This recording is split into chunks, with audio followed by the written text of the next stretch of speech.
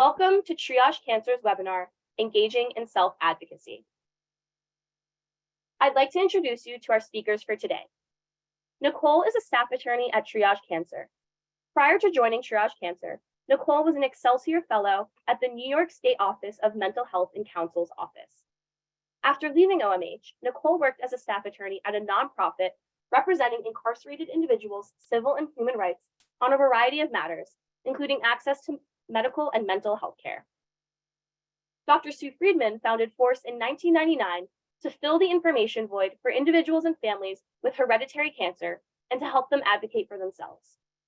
After 5 years as the organization's executive director, while maintaining her own busy practice, Sue left veterinary medicine to direct FORCE full-time.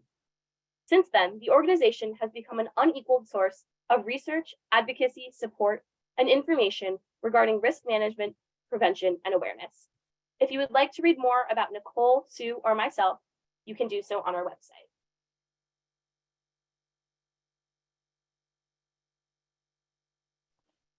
Thank you, Sophia.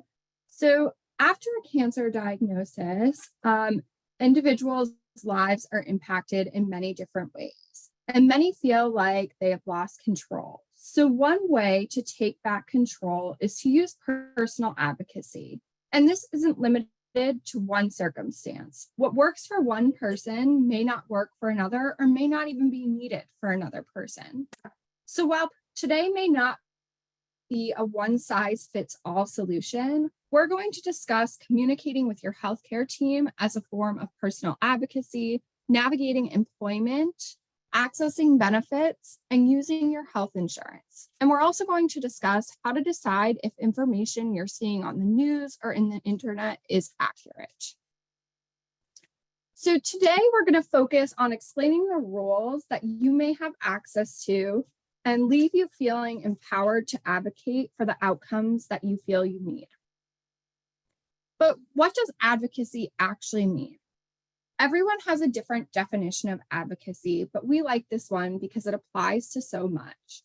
Advocacy is the application of pressure and influence on people and/or institutions that have the power to give you what you want. At the end of the day, advocacy really boils down to speaking up. And you're going to hear me say this a lot in many different contexts. So there are several types of advocacy. And while today we will be focused on the top of this pyramid, personal advocacy, we believe there's a spectrum of advocacy. So some of you may want to touch a different tier of the spectrum, and you may be interested in only one or two, or maybe all, and that's great. And we have a whole topics page on advocacy if you'd wish to learn more about other areas of the spectrum, like policy advocacy or scientific advocacy. Now, personal advocacy is very wide-ranging, and you likely already engage in some advocacy for yourself, even if you haven't defined it that way. So you may be engaging in advocacy for treatment-related reasons. Do you want a second opinion? Do you have questions about your care? It may be that you're advocating for yourself about working through treatment. This could look like talking to your providers about working, or the limitations that you feel you're experiencing, or even considering your personal wants and needs. It could also be speaking with your employer about potential accommodations. Or you may be advocating for yourself by applying for benefits, learning more about the process, gathering the records and documents that you need, and speaking with providers or your family members to help you along the way. It could also be as simple as discussing with your family and friends your preferences for disclosure. Do you want your diagnosis to be private? Do you need to draw boundaries around what's shared on social media or crowdfunding or other areas of the internet? So one thing that brings all of these different topic areas together is that in order to be a successful self-advocate, communication is key. So this may require you taking an active role in asking friends, family, or your healthcare providers for help. It can also mean that you need to take steps to learn more about what laws apply in your situation, or actively reaching out to your employer, your disability insurance, or health insurance company. So for your healthcare, you engage in self-advocacy anytime you speak with your provider, whether it's informing them of your side effects, asking them about treatment options, requesting testing or a second opinion, and requesting your medical records. We often speak with people who are hesitant to ask their healthcare team questions, but you need to be able to do this in order to advocate for yourself, because you may need your healthcare provider's assistance in other areas of your life, and they may be in the best position to support you, or at least in a good position to direct you to organizations or people that can help you. So maybe you're requesting assistance from them with health insurance or work, or maybe you're informing them about your preferences or concerns. For example, do you want to continue working? Do you have concerns about continuing work? Have you discussed this with your healthcare providers? Have you updated them on any changes? You may also want to access protections around work that require discussing with your provider your disclosure preferences. You can also discuss concerns about the cost of your care. Can they help with health insurance denials? Are there assistance programs that can help with the cost of your care? And then there are different options potentially that your health insurance would cover. Remember, if you don't inform your providers about your side effects or concerns or questions that you have, they may not know to address these situations with you. Now, you may be thinking, this is how I feel on a daily basis. I'm overwhelmed with what is already on my plate, so how can I possibly add more things to my to-do list? We recognize that each area we cover today is an added task, but often without advocating for yourself, you may lose out on protections that can be helpful to you. Additionally, part of self-advocacy is asking others for help.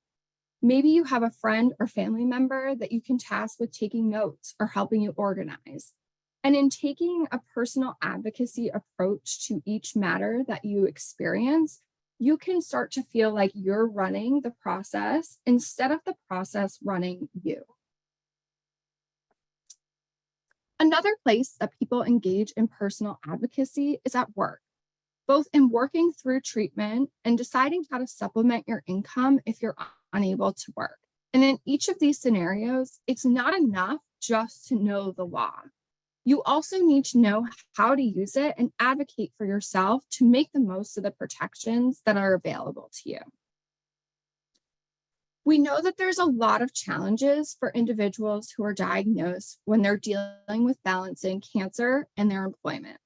They have to battle a lot of assumptions. Sometimes it's your own assumptions about what you're able to do and if you can continue your job while going through treatment. Or it may be assumptions that there isn't anything to help you through a process.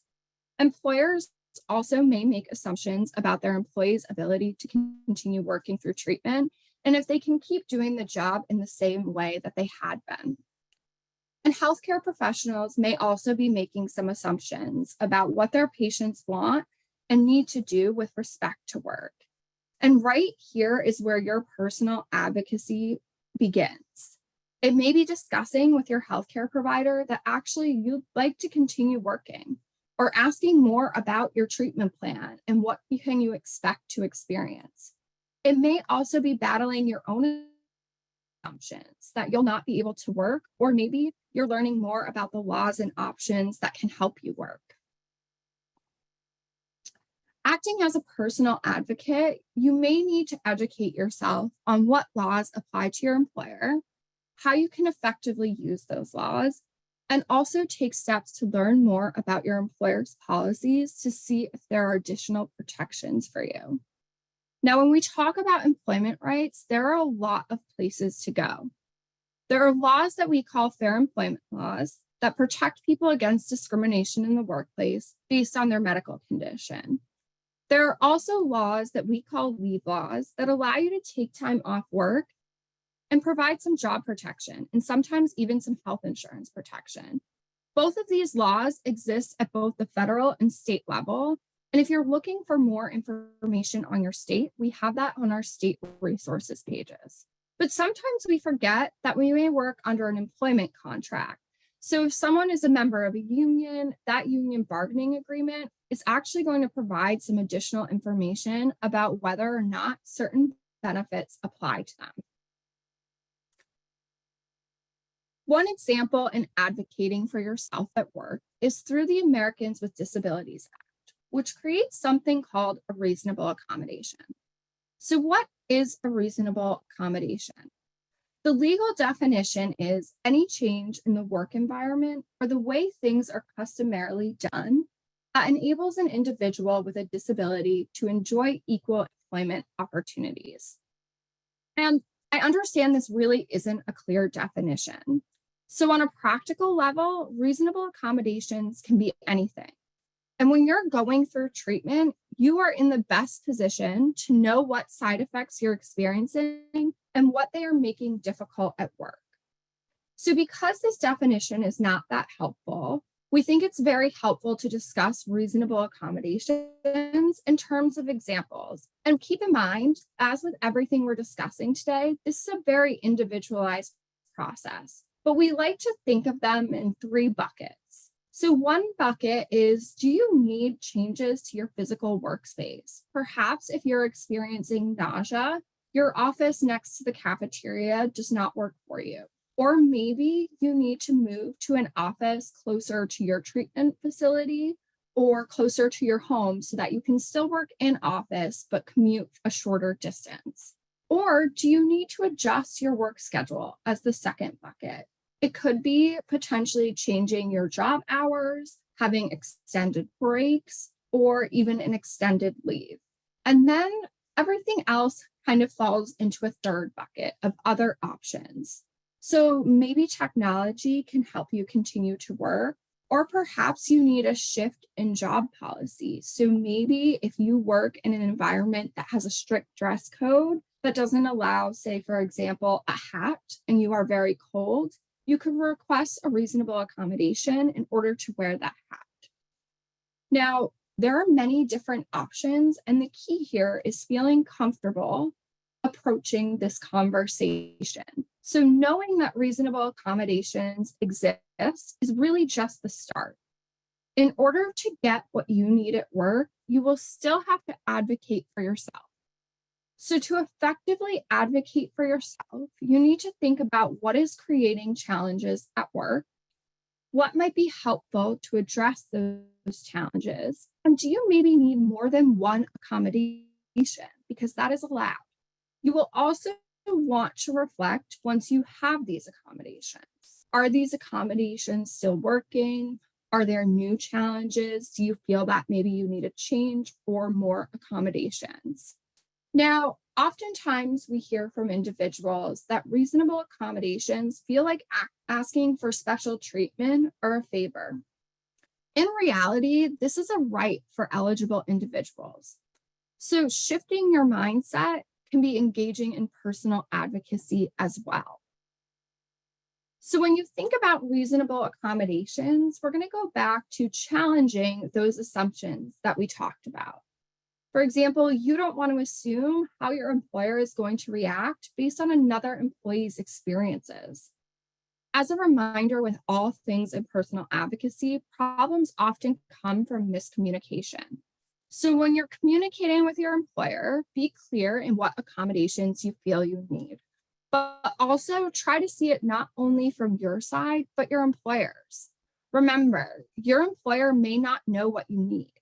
You may have to be creative, and you may have to work with your employer. What I mean by this is that the reasonable accommodation you initially request may not be the one that your employer agrees to. You may have to work to find an accommodation that meets both of your needs.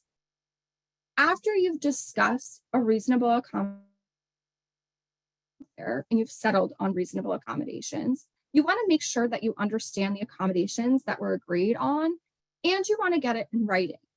This can be as simple as sending a follow-up email with your understanding of what accommodations were agreed to.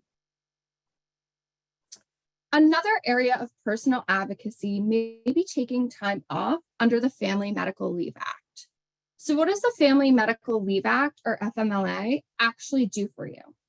The FMLA entitles an eligible employee to up to 12 weeks of unpaid leave per year to either deal with their own serious medical condition or to act as a caregiver. While it is unpaid, this leave is job protected, meaning you can't be let go for taking the leave. This is really important to understand in personal advocacy because your sick and vacation time, absent an employer policy or a union contract saying otherwise, is not job protected leave. So, with both the FMLA and the ADA, part of personal advocacy is understanding your disclosure preferences and rights. We have more resources related to disclosure on our website, but I want to raise it here because we find that people don't realize that they have some disclosure decisions that they are able to make, especially at work. So this isn't to dissuade anyone, it is just to make you aware of your protections and that sometimes people regret their decisions because they didn't think through the ramifications of disclosure or didn't understand that they don't necessarily have to disclose their cancer diagnosis. Now, often you don't have to disclose your medical conditions unless you're trying to use the protections under the ADA or FMLA. But that doesn't mean necessarily that you have to disclose your cancer diagnosis, because usually your need for leave or an accommodation is based on your side effects, which are medical conditions on their own. So you may be able to talk about those side effects without tying them back to your original cancer diagnosis if you're concerned about disclosure at work. So if you have disclosure concerns, you need to communicate these with your family and your healthcare providers. Why your healthcare providers? It's because they're responsible for completing the medical certification forms that are required for accommodations or taking family medical leave. And they may not need to disclose your cancer diagnosis, but may accidentally do so if you don't communicate your preferences with them. Now, there are a few protections that are helpful to know in terms of the paperwork. So as a self-advocate, you can know that under the FMLA, you do not have to use your employer form if they have one. Sometimes they request more information than is actually required. And employers must accept a complete and sufficient certification regardless of the format. So your employer cannot refuse a certification from your provider that's on the Model Department of Labor form or another documentation from your provider like communication on a letterhead. Additionally, you may need to advocate for yourself a bit once you provide the form. And that's because employers cannot ask for copies of your medical records, and they typically can't contact your healthcare provider for additional information. The rules here change a bit based on what law, but under the Family Medical Leave Act, they can only contact your provider to authenticate, say you really filled out this form, and to clarify. And clarify isn't to ask more information, it's can you tell me what this word is that you wrote here? The ADA allows them to potentially contact your medical provider with your consent. So not everyone can afford to take time off without some income. And this is where disability insurance may come in, as it provides for some reimbursement if you're unable to work.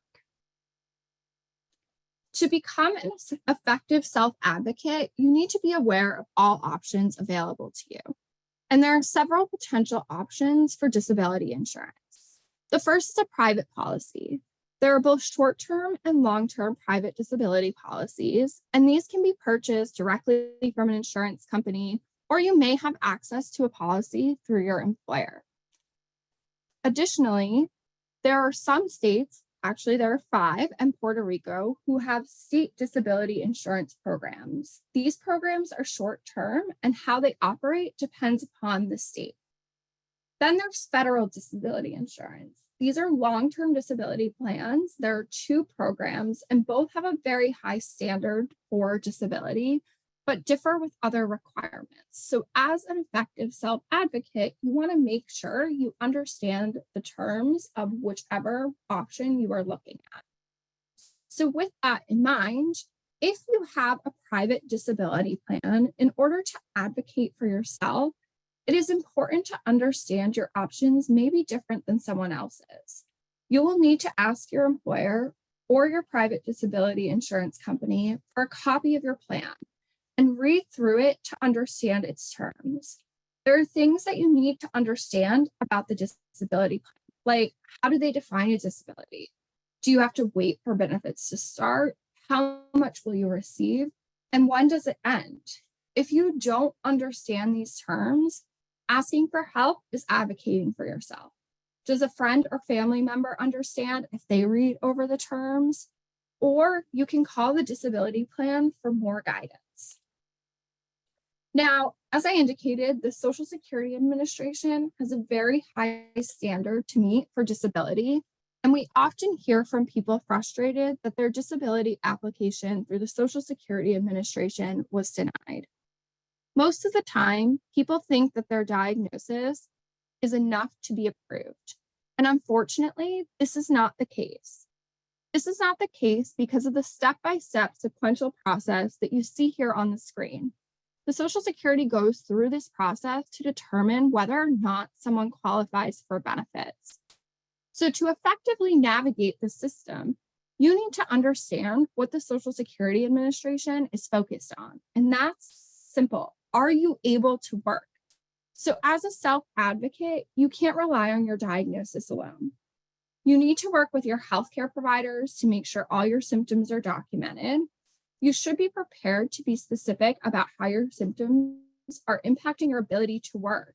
Don't expect that the Social Security Administration is going to make a connection between your symptoms and your ability to work for you. If you're considering SSDI, you also need to understand that it requires that you've worked and paid into the system long enough and recently enough. And someone isn't going to be able to tell you this just by speaking with you.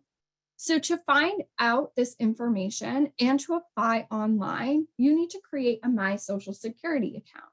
Once you do so, you'll be able to see your work credits, as well as how much you will receive if you were to qualify.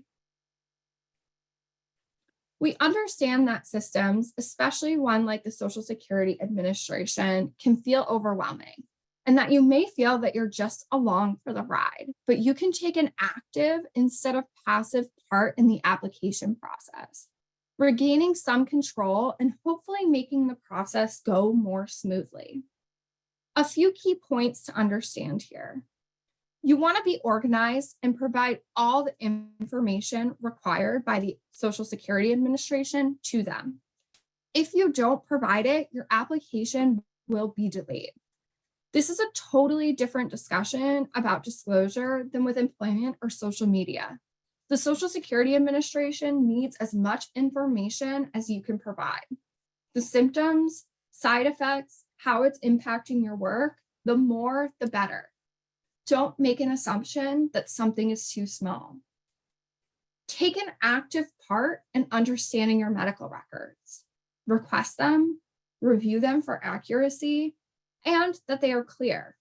If something is accidentally misleading, ask your provider to clarify. Finally, provide updates to the Social Security Administration as necessary. Don't wait for them to ask because this could provide unnecessary delay. So self-advocacy can require some persistence. The fact is that the Social Security Administration is set up to deny. They admit that about 65% of applications are initially denied, which means that they're kind of banking on the fact that people are going to take no for an answer.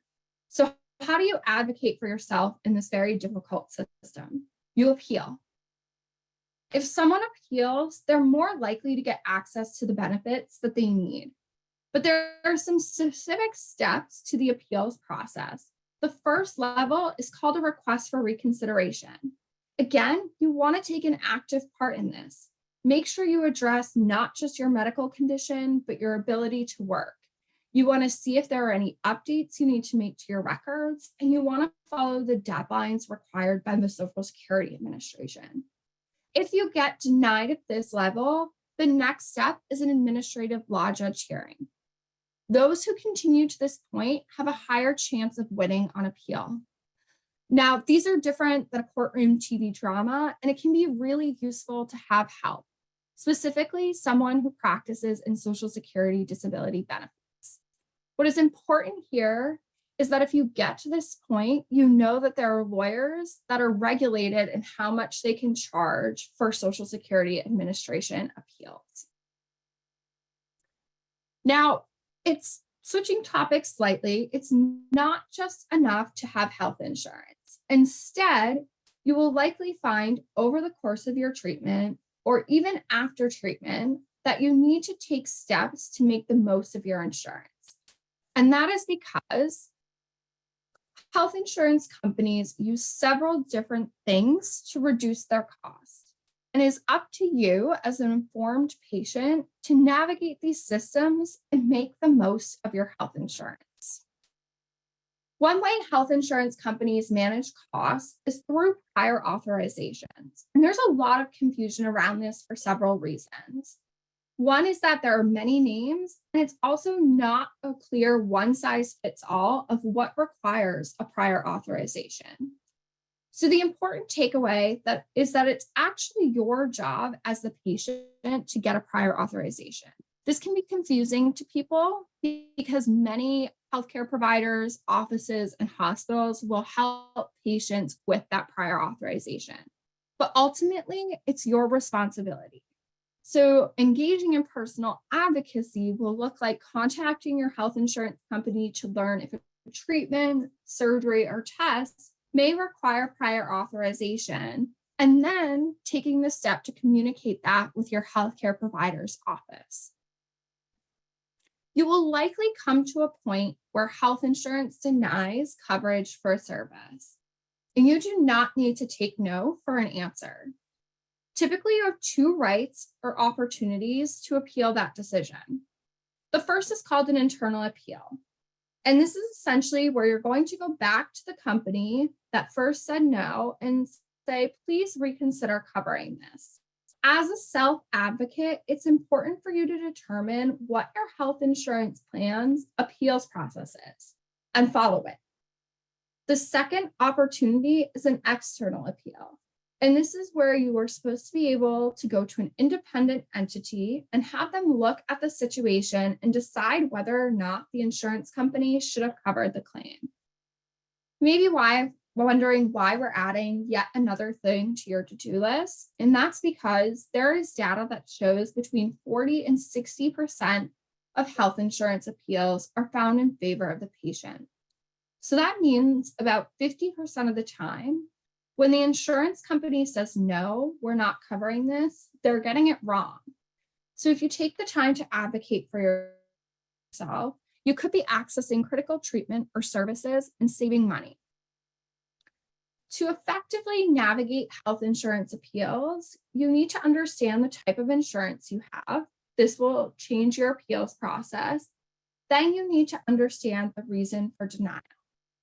As a self-advocate, you will then have to gather evidence of medical necessity. That is what is required for a health insurance company to provide coverage. Now, what this evidence of medical necessity looks like, it can be many different things. So it could be you asking for a letter of support from your healthcare provider, explaining the medical reasons that you need to receive that care. It could be including notes from your healthcare provider on the medical treatment and that's already been provided and how you've responded to that treatment. It may be asking your provider to help find literature or studies that demonstrate the effectiveness, particularly if you're in an experimental or investigational treatment.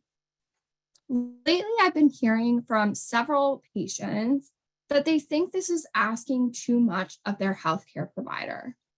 But when it comes to health insurance appeals, they are in the best position to support you and help you demonstrate medical necessity.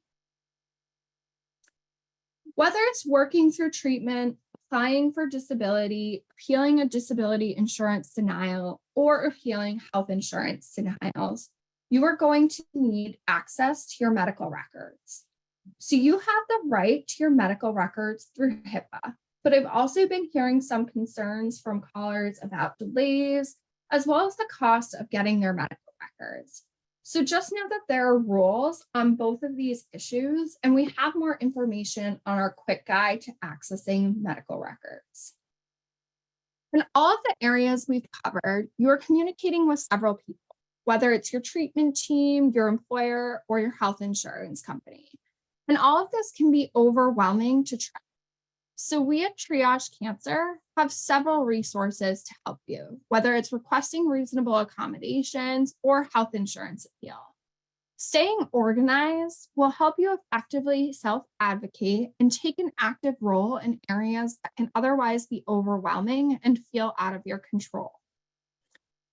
Another area that we see people running into a hurdle is finding accurate information about your diagnosis, treatment options, or even about the rules we have discussed today.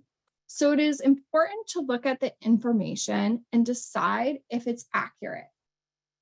So now I'm going to turn it over to Sue to share yet another way to engage in personal advocacy. Thank you so much. I really appreciate the invitation to speak, and especially the ability to speak about a topic I'm really passionate about. So I'm going to share my screen.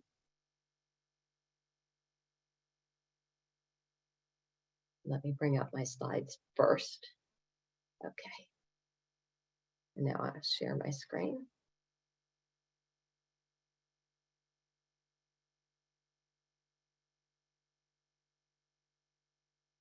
And so thank you again for the introduction, and that was a tough act to follow. I learned so much from that presentation. So I'm going to switch gears a little bit and talk about what we call how to spot the boast, looking behind the cancer headlines, how to find reliable online health information, especially in this day and age when we're all online looking for information. A few things: I have no conflicts to disclose for those of you who are getting continuing ed, especially. Just want to talk a second about FORCE. FORCE is a national nonprofit organization. Our focus is people and families affected by inherited mutations linked to cancer. So people with Lynch syndrome or inherited mutation in BRCA1 or 2, ATM, PALB2, CHEK2, and a number of other inherited mutations that can increase the risk for cancer. And this is a QR code to our website. Now I'm going to try and make this a little bit interactive, so you might want to, if you have a phone, get out your phone, because we're going to use a tool called Poll Everywhere. And you can get into the Poll Everywhere site if you have your phone by texting to the phone number 22333 and then writing in the text Sue Friedman 651. Or you can visit this, on your computer or on your phone. You can go through the web browser and visit this bit.ly URL, and that will also take you to the Poll Everywhere poll. So hopefully this technology will work. Most of the time it does, and we'll try and make this a little bit interactive because I'm really interested in your perspective, and you will get to see what other people on this webinar, how they respond as well. So I'm going to start with a definition, and I want to start with a definition of health literacy. There's a lot of focus on health literacy and what it is, and I think in our minds, many of us, have a sense of what health literacy means, but the definition, according to the CDC and others, is the ability to find, understand, and use information and services related to health. And so what that means, first of all, I just want to emphasize that use of the information, being able to actually go out and take that information that you learned and use it to get healthcare, that's part of health literacy as well. And if we look at this graphic on the right, we may look at this, a doctor and patient, and they're having an interaction, and we may tend to say, okay, that patient may have low or limited health literacy because they're not really understanding what their doctor's saying. And when we think of it that way, then we're talking about personal health literacy. So that's the degree that a person can find, understand, and use information and services related to health. And there's a bit of a judgment and sometimes some stigma with that term. And it may not be really helpful because it doesn't really help us overcome what those barriers may be. It doesn't even identify what the barriers a person may be facing with regard to health literacy. And so because of that, there has been a new definition that's been introduced recently, and that is the definition organizational health literacy. And that is the degree to which an organization and the people within it equitably help people find and use information and services related to health. Now, I love this definition. At Force, we take it very seriously because it takes that sole responsibility off the patient. And instead of the patient getting a label of, high or low health literacy or limited health literacy, it really distributes the responsibility of health literacy on all of us, those of us in the healthcare field, those of us who are in patient advocacy, anyone who is developing health communication. It really is a shared responsibility. The other thing that I really love about this definition is that it emphasizes the word equitably. And that really emphasizes this idea that health literacy is a health equity issue. So it's really up to all of us to make sure that people are getting equal access to information and to resources and services. So then when we look at the same graphic, and we look at it within the lens or through the lens of organizational health literacy, what we might say is that the doctor, the healthcare professional, or the health system they're in, maybe their health literacy isn't so high because they're not communicating in a way that the patient can understand. So we're going to go to that first poll everywhere poll, and we're going to ask this question on a scale of very low to very high. How would you rate your own doctor or healthcare team's organizational health literacy? And for those of you in the healthcare field, I'm going to ask you to flip that question a little and apply it to yourself or your health system. How would you rate your own or your health system's organizational health literacy? So just as a reminder, this is how you can get to the poll. It looks like people are already engaged. That's great. Let's see, we're getting a lot of mediums, a few highs, a couple of very highs. We'll give people a few more seconds to continue to respond. But this is great. I really appreciate you guys being frank about your own or your healthcare team's organizational health literacy. So about medium. So we certainly can do some work in spreading the word about organizational health literacy and improving our organizational health literacy. And, when we think about information, health information online, and really that's where all of us get our health information, right? There are challenges there, and some of them, this is not an exhaustive list of all the challenges, but we're going to go through each of these challenges that make online health information particularly fraught for individuals who are looking for reliable health information. The contradictory nature of the information. And how often have you run into something like this?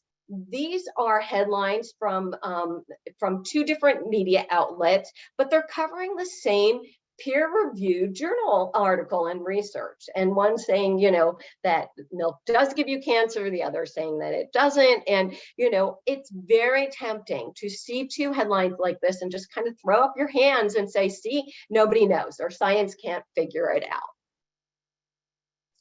And the information's extensive. I mean, you can do a search. SearchMe is not a real search engine, but the search that I did to get this number was real. I searched breast cancer. I got 840 million results in less than a second. In your lifetime, you can't you can't go through all of that and sort through it.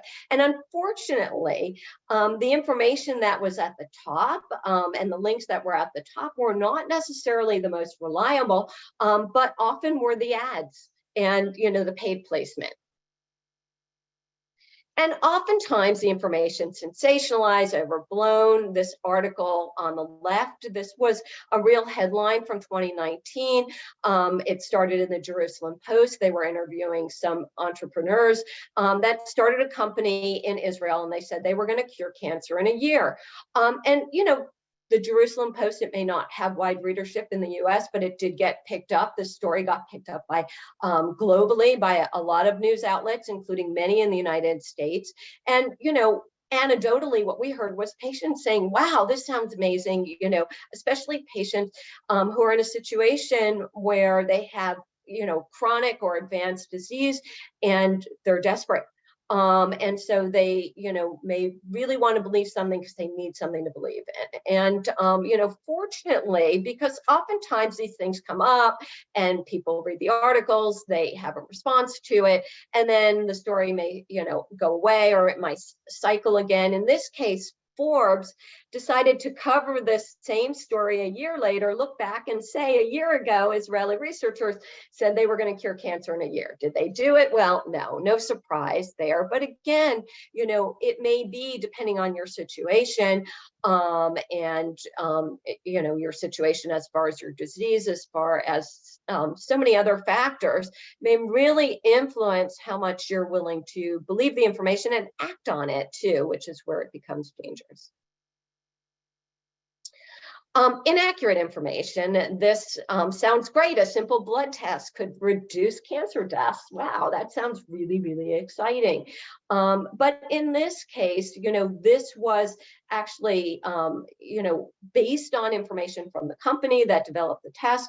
And the media didn't necessarily get it right because the research that this article reported on was not designed to look at things like survival outcomes or cancer deaths. So that's really important, especially if you're reading an article that's about research. What did the research actually say? And what were they actually looking for? And in this case, the research that this article was based on was not looking at a reduction in cancer deaths. And yet that's what the headline said. Lacking expert review. I mean, many celebrities have large followings, but also, in Facebook and some of the close Facebook groups, people share their home remedies. Some of these can be really dangerous. And so this article on the left was one that came out actually before the pandemic, and it was talking about how groups online often share information that is inaccurate with each other, and especially patient groups, and this can be really dangerous. And then, the article on the right, and there's a lot of examples of this where celebrities use their platform to promote, remedies that may or may not have scientific backing to them. And so just because a celebrity says so doesn't make it accurate.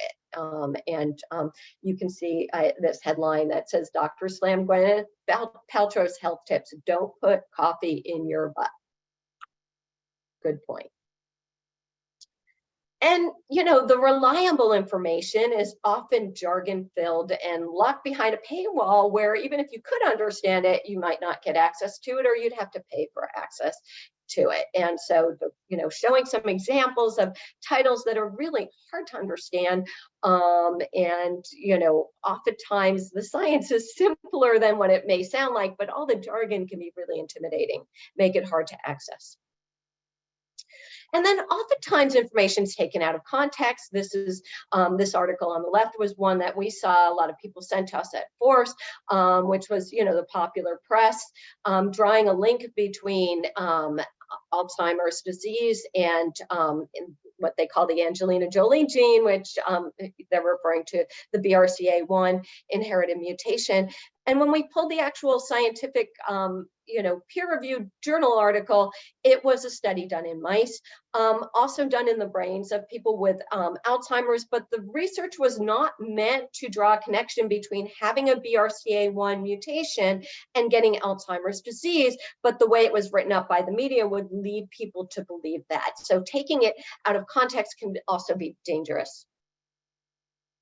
And then there's something called confirmation bias. And, we all have this. It's just this built-in thing that people do. The more we see something, the more likely we are to believe it. And so, although MeTube is not a real platform, the search that I did was real. I looked up 5G, radiation, and crystals, and came up with about 76 different videos that would tell me a few things. One is that 5G radiation is dangerous, and that crystals could help protect me from it. And, it might be tempting to say, okay, well, if there was one video, maybe that's just a one-off, but 76 videos, well, maybe there's something to it. Well, no, not necessarily. So even if there is, a lot of videos out there or a lot of information, that doesn't make them true. And a lot of times these platforms really try to feed us information that they think we want to see, because the more views they get to something on their platform, the more money they can make in advertisements. And so this is a really good short video by Wired that talks about how the internet can trick you into thinking you're always right. And it's really based on this idea of confirmation bias, that we keep getting fed information that the internet and the platforms think we are looking for. And this is another really good article about that, how the algorithms are really made to deliver us information that they think we're looking for, whether it's true or not. And these can be really dangerous. So I'm going to have you guys go back to Poll Everywhere. And I just want to know from you guys, which of these traps of online health information have you encountered the most? I'll give you guys a minute to respond. And there's no right or wrong. I mean, certainly this is all out there, right? Sensationalized, yeah. I would tend to agree. We have so many examples at Force of information that's been sensationalized. Give people another minute to respond. Lacking expert review, certainly. There's a lot of celebrities and, even influencers that, will put out information that really just hasn't been fact checked. Excellent. It looks like sensationalized is number one. And some people said they saw them all equally. Great. Thank you, guys. And one more question. Has anyone sent you online health information that you found questionable? Let's see what people have to say. Oh, yeah. Yep.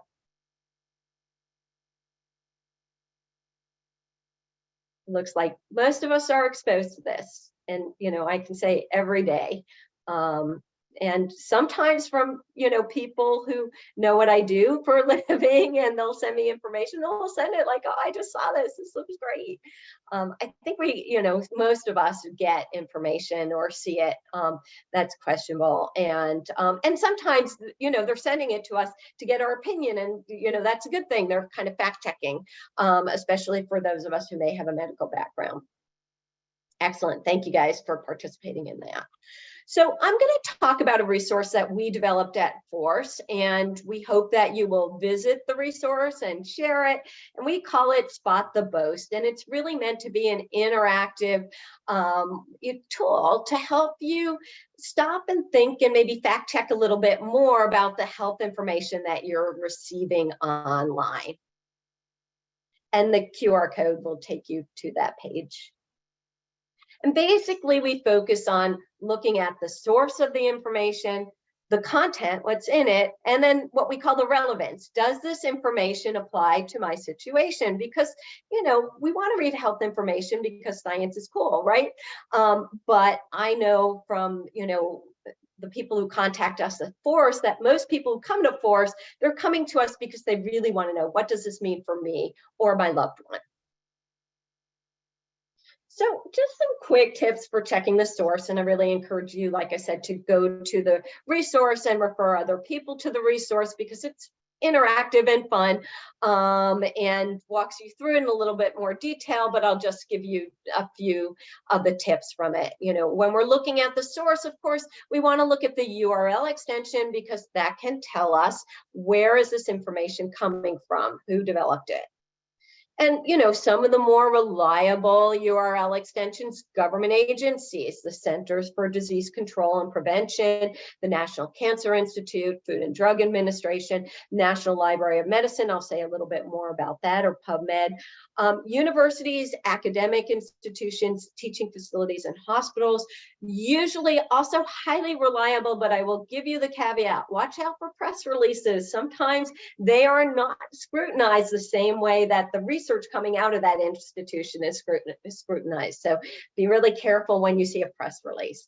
And then peer-reviewed journal articles, a lot of times these are really full of jargon, they're technical, they're sciencey. Sometimes they have, plain language abstracts, so that's really helpful, where they, summarize the information in simple to understand language. But these tend to be really reliable resources or sources. Just an example of a press release from, I made up Cancer Center. And again, I'm not trying to criticize academic institutions and cancer centers. They are usually right on point with regard to information. But once in a while, especially when they're trying to signal to their donors and sponsors that they're doing a lot with the research, they can get a little bit, sometimes they'll hype the research. So, look for things that say news release for immediate release, and those can be signals that, this is a press release and maybe hasn't had the same amount of oversight. When we're talking about businesses, that's not bad. For-profit companies often have reliable information, but it's really worthwhile to take a closer look at the business and their business model. Is their information trying to get people to buy a product or service? Look for information on who owns that website. Is there a governing body? Is there an advisory board? Confirm claims with other expert sources if possible. So that reliability can vary, but again, not, oftentimes very responsible, but once in a while you will find businesses that have really inaccurate information. Same with nonprofit organizations, and working at one, Force, we try and do a really good job of fact checking all our information, but it is worthwhile to look at, who serves on the governing body, who is there an advisory board, that type of thing for nonprofits. And then be really careful about social media posts and blogs, because they can have personal stories that can be really uplifting, but even people with big followings, oftentimes they don't have that expertise. Thinking about some of those celebrity spokespeople too, being really careful about following information just because they said so, if it's not backed by science. A couple of other tips. When you're doing a search, if you're looking for information, add a trustworthy source to your name. So remember before, where we did a search and we searched breast cancer, in this case colorectal cancer, gave us 159 million results in less than a second, but maybe add something like the National Cancer Institute to your search. It narrows it down to 40,000. That's still a lot. However, when you do that, the most reliable information often from that, that institution, like the National Cancer Institute, is at the top rather than ads. Still be careful for ads, because that varies from search engine to search engine. Start your search at a trusted website like PubMed.gov. So the National Library of Medicine has PubMed. Oftentimes PubMed can have very technical information, but it can give you a sense of who did the research, what the latest research was. And sometimes, you can kind of link that latest research to the media coverage that you may have seen on that topic. Starting with the CDC is another place. Go to the cdc.gov and start your search there. You'll get oftentimes really plain language information that is well reviewed, evidence-based, and in plain language. So let's talk about tips for checking content. It's really important to make sure the information is based on research rather than one person's experience. Again, nothing wrong with anecdotal, one person sharing their experience, which can be very uplifting, or one person's opinion, which can be oftentimes helpful, but that doesn't make it data. Be aware of things like exaggerated language. Look for those words like poison, scandal, shocking. Those can be red flags that the content isn't balanced or accurate. Words like cure, sensational, magic. If it sounds too good to be true, then it probably is. Search to see where the story was covered by other media outlets. See if there's been similar research completed by other experts in the field. So we're going to go back to Poll Everywhere, and remember the two headlines, one that contradicted themselves or each other, and they were based on the same research. So of these two headlines, A versus B, which one do you think is more balanced just based on the headline? And I'll give you a minute.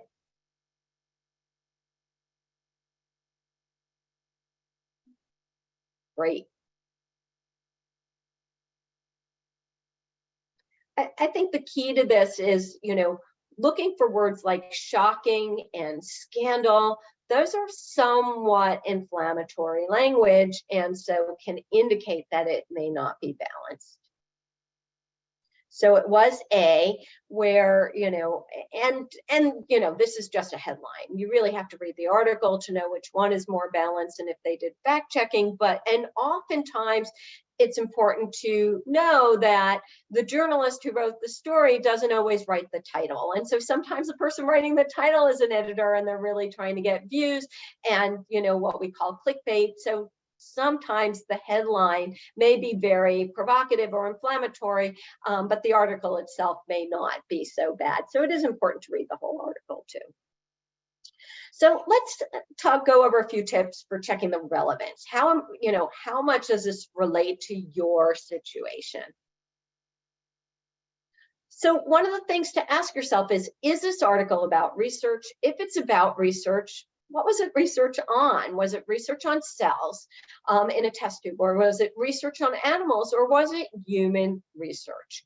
And then if it was human research, then was it a small study? Was it a large study? If it was a clinical trial, what phase was it? So usually the higher the number, the larger the study, and most clinical trials are numbered phase 0, which is really, really early, to phase 1. You may see an early clinical research study, and phase 3 are often the large studies that they use to confirm findings and to seek approvals for new drugs. So a phase 3 study often is going to have more evidence than a phase 1 study. And, science builds on itself. So has there been similar research done in the past, and what did it find? And then trying to compare yourself as much as possible to the people in the study, because the more similar they are to you in age, gender, race, ethnicity, gene mutation, biomarker, the more likely that the research will also apply to you. And that can be hard to do. Sometimes that's within that kind of detail is within the more jargony peer-reviewed journal articles. If the article is not about research, what is it about? Again, personal stories are not always reliable sources of health information. And be careful about articles that are coming from, about a new technology, that are coming out of a business journal, or actually coming out of a company themselves. Again, that doesn't necessarily mean it's bad, but just check it elsewhere too, because sometimes things like press releases and, shareholder information can have some biases.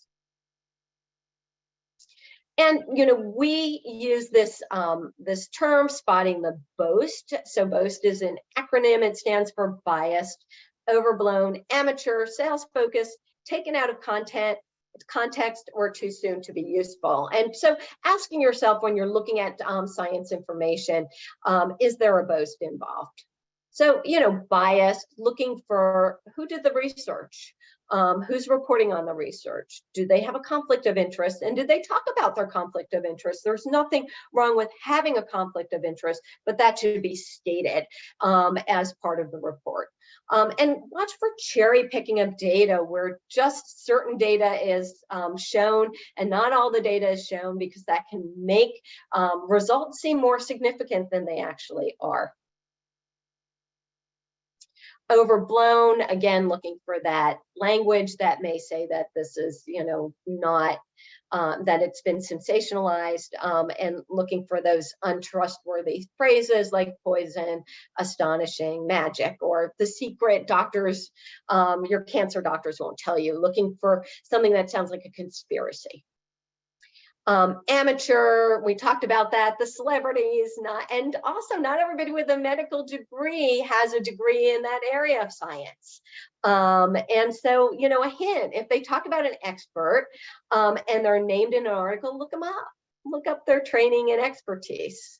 And for example, when we looked up the name of the scientists that had started the company that were part of this interview, neither of them had any prior publications in cancer. So for us at Force, that was a red flag that, this may be really inaccurate or sensationalized information, and they may be, overblowing their expertise and their, the likelihood that they're going to cure cancer. Look for sales-focused pitches, because sales shouldn't be, or news shouldn't be trying to sell you something. So look for the thing that sounds like news, says it's news, but then they want you to order something in order to get access to that information or that newsworthy drug or supplement. Taken out of context, that's really important. You can look at these two headlines. They're both about diet and nutrition and cancer, but one was a long-term, large-scale diet study in people, and the other was very early laboratory research on an amino acid found in many foods. And so really trying to dive into what the article is about, and oftentimes the context is in the article or the media story, but it's very deeper. So sometimes you have to read the whole article. And then too early to be useful. This was a headline, there was research looking at bee venom, really exciting. They were talking about very early research though, and it's at least a decade away from helping people. So it's really cool, and bees are certainly photogenic, so it makes for a very compelling article, but this is not something that's going to change, care right away. So with that, we're going to go back to Poll Everywhere and take a look at this and just tell me which type of post do you think best describes this image. This is an influencer. He has a Me Too page. He's got 5 million people who follow him. And he said, I played a doctor on TV and I know how to treat cancer naturally. So what type of post do you think best describes this image? Okay. And there could be more than one. There's no right or wrong here. Looks like most people would say amateur. I would agree with that. I'm sure overblown. There's probably not a lot of, a lot of truth to playing a doctor on TV, if you know how to treat cancer. So certainly that, and bias. Great. Good. How are we doing on time? Good. So with that, I am going to talk about one other resource that we have at Force that we developed to really help connect the dots between the peer-reviewed journal article and how the media covers it to help people find reliable health information. And we call it Examining the Relevance of Articles for You, affectionately called X-Ray Program. And this is our X-Ray Program homepage. So this is what it looks like. And here's the QR code in case you want to bookmark it for later. And these are the cancers that we tend to focus on at Force because these are the ones most associated with inherited mutations. And this is a little bit of, why we did X-ray and what it does. So on the left, we have this peer-reviewed journal article published in Nature that looked at a new approach to studying breast cancer metastasis by force-feeding mice an amino acid called asparagine. Asparagine is found in asparagus, but it is also found in many other foods. In this particular research, they gave these mice mass quantities that they would not get naturally. And then the next thing you know, the media coverage is saying, bunk this veggie, stop eating asparagus. No, that is not what the research said. That is not a conclusion you could draw from it. And actually, that's not even helpful information. Not eating asparagus is not going to help you, keep your breast cancer from spreading.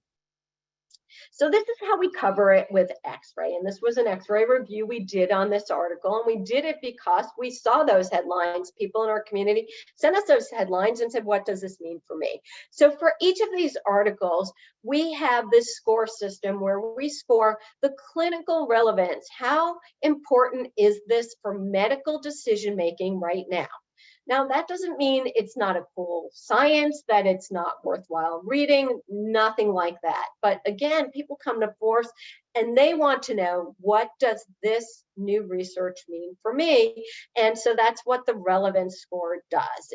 We say who it's most relevant for, and then we tell them the relevance score. In this case, low. There really wasn't anything actionable. There wasn't anything that people could do based on this research to protect their health. We also look at strength of science, which is, related, but a little bit different. How conclusive was the research? How well designed was it? These were well-designed studies, but they were early research and they were in mice. And then we say in the research timeline where it is. This was an animal study so that people know that these are not clinical trials for people. We give a plain language overview of what the science said, and then people can click read more and get a deeper dive. We also rate how well the media covered it. So you can see that in this case, the article Bunk This Veggie got 1 star, and we say why. We took away all the stars on, what they got wrong, if you're interested in that sort of thing. And there was other coverage that was much better, the Guardian, the Baltimore Sun. There were a lot of outlets that actually covered this science well, but not the International Business Times. We also provide more information for those who want it on what the research found. And we do this across a bunch of different topics related to cancer. So treatment, quality of life, sexuality, biomarker testing, you name it. We talk about what the research was about. We talk about the limitations of the study, again, for people who want that level of detail. And what does this mean for me? What's the bottom line for the patient? We also link to national expert guidelines if they exist. And one of the reasons we added that to this program was that, when we did focus groups with patients, one of the things that we heard is, just read about this new research approach to a particular topic, and it's not standard of care yet. I mean, it was early research. So what is standard of care? What do the guidelines say? So depending on the given topic, we roll in the current guidelines and we keep them updated. So they stay up to date within our X-ray reviews, and the updated guidelines pull into each X-ray review. We add question prompts, things to ask your doctor. We also link to clinical trials that may also be related to the topic. Again, one of the reasons we did this from focus groups, and especially from people with advanced cancer, what they would say is, I just read an article about a very promising early phase clinical trial, but the drug's not FDA approved yet. How do I get my hands on that drug? That would be through a clinical trial. So if there are related clinical trials related to that particular topic, we include them in the study and keep them updated as clinical trials open and close. We also provide links to related resources, including our partners' resources based on the topic. And then it's all searchable by cancer category, by the type of cancer, the category, date, relevant group, and keywords, so that you can find, articles based on your interest and your need. So with that, I am going to close with just a few take-home messages. One is championing health literacy for yourself and others.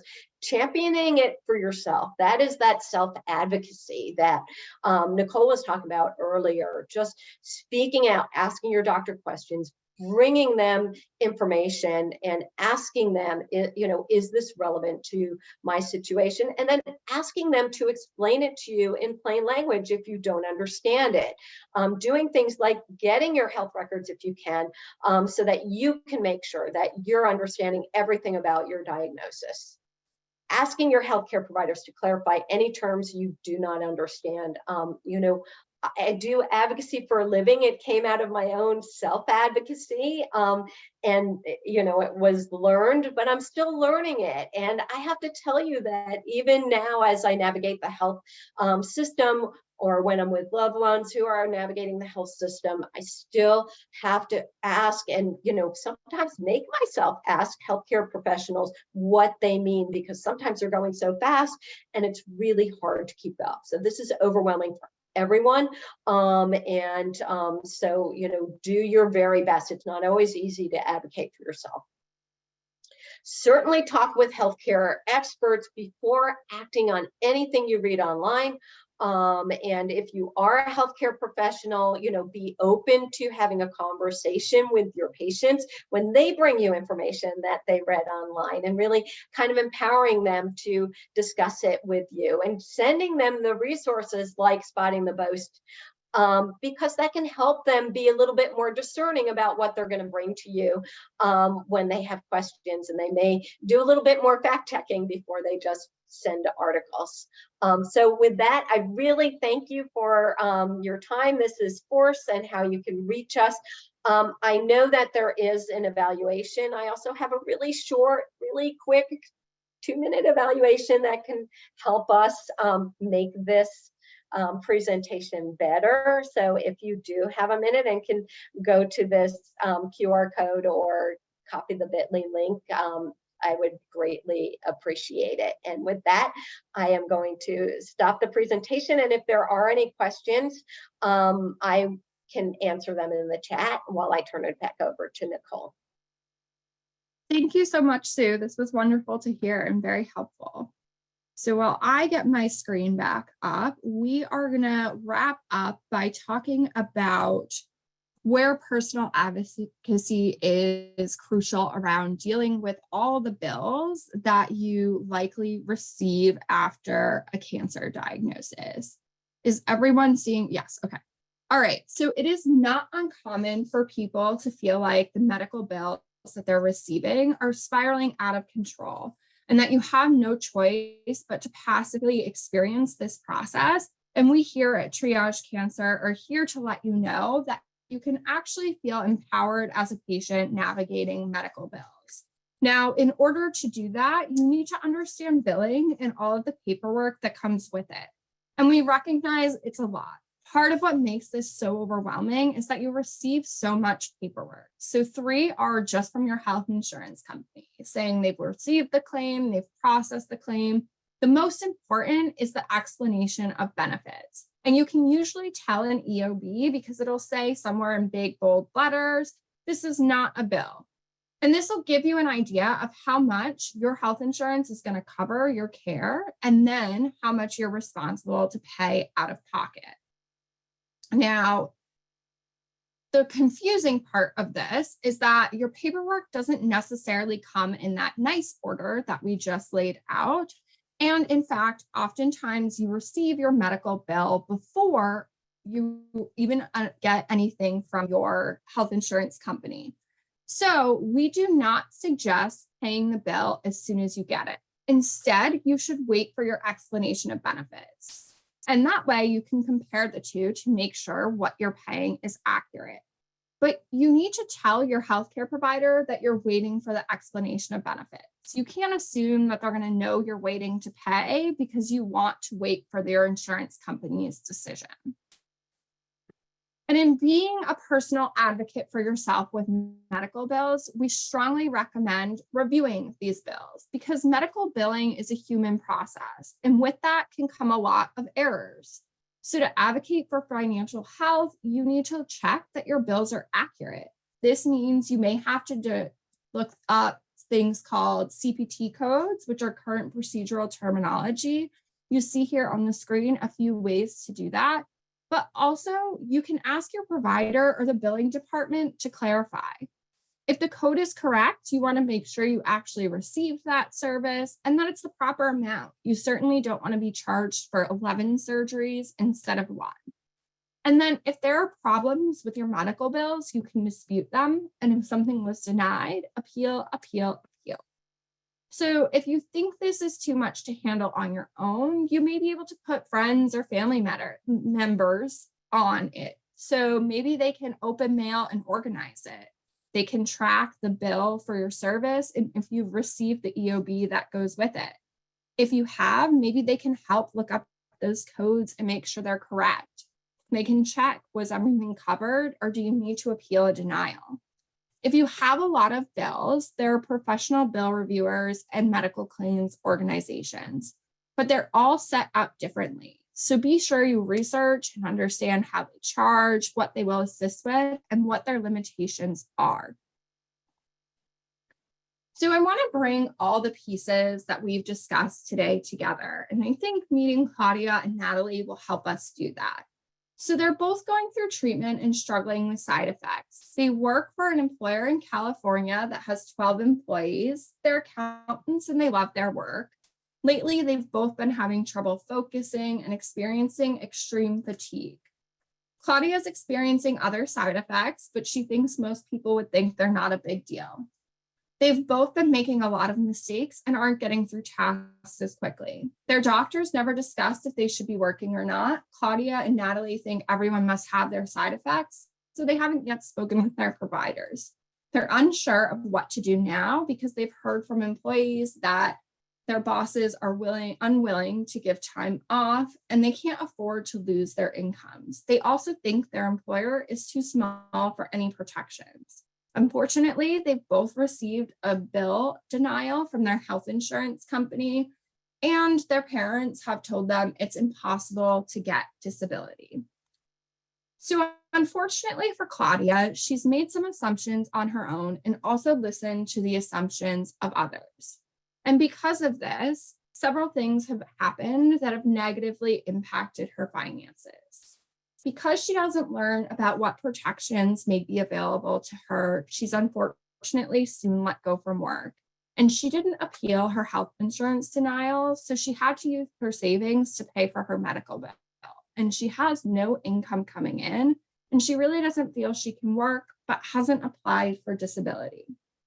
However, Natalie pushed through her own assumptions as well as that of her friends and family and became a strong self-advocate. She opened up to her social worker and she was supported in a discussion about practical tips to manage her side effects, as well as learning that she may be able to access protections to help her keep working.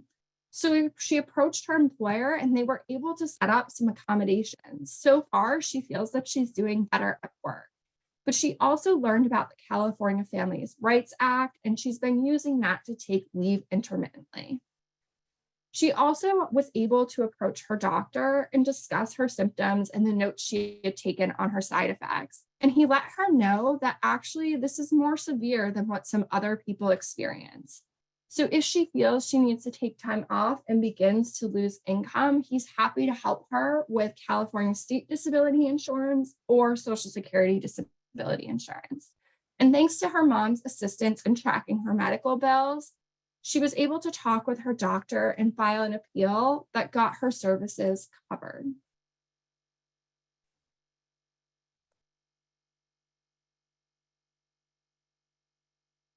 Thank you so much, Nicole and Sue, for that great presentation. Our speakers have been answering questions throughout the presentation, and I'd also like to remind everyone that a recording of this webinar will be available on our website by the end of the week. We hope you enjoyed this webinar, and to close, we'd like to emphasize that this isn't your last chance to learn with Triage Cancer. If you're interested in learning more about today's topic, or any of the topics listed on the screen, we invite you to attend our Apex event, the Triage Cancer Conference. We offer this day-long event biannually and free of charge to anyone in the cancer community. We cover key information on how to navigate practical issues, minimize the financial burden of a cancer diagnosis, and reduce stress. And we also provide free contact hours and continuing education credits for healthcare professionals. And for the healthcare professionals on today, we greatly appreciate the role you play in changing the lives of those impacted by a diagnosis, and we recognize just how vast all of this information is. So to meet this need, we created a day-long insurance and finance intensive just for you. This training is free of charge and takes a deep dive into health and disability insurance, employment, and finances. This program also provides free continuing education credits for healthcare professionals. You can view our full schedule and register directly on our website. And as a reminder, if you have questions about your individual situation, or if you have questions related to this webinar, you can contact our free legal and financial navigation program by filling out an intake form online and scheduling an appointment with our staff. We hope you will continue to stay connected with Triage Cancer. We encourage you to sign up to receive our blog and to connect with us on social media. I personally really like our blog because you can use the QR code on the screen to sign up, and then it just pops up into your inbox and you don't need to remember to check your website for important news related to the cancer community. And for the healthcare professionals on today, or those looking to distribute materials to your community, you can use the materials request form on our website to order printed materials in bulk, and we will ship them to you for free. And as a last reminder, in order to receive continuing education credit for today's webinar, you must have stayed on until the very end. You will receive an email tomorrow from Zoom, which will contain a link to the evaluation and the post-test. The evaluation requires your name and email address so that we can certify you completed the evaluation. That is also the email we will use to send the certificates to within 4 weeks. And please complete the evaluation and post-test within 1 week of this webinar. And for the nurses and social workers on this call, you must also receive a passing grade of 80% on the post-test in order to receive credit. Now, once you take the post-test, if you see this message, your submission has been logged, you passed the post-test, and there's nothing else you need to do. And if you receive a score that is less than 80%, you will see this message, and it will include the link to retake the post-test. All you need to do is copy and paste that link into your web browser. You do not need to resubmit the entire evaluation, just the post-test. And if you're having difficulty accessing the retake, please email info@triagecancer.org, and we will assist you. Thank you all so much for attending today. We hope that you found the information useful, and we hope that you all have a great rest of your day.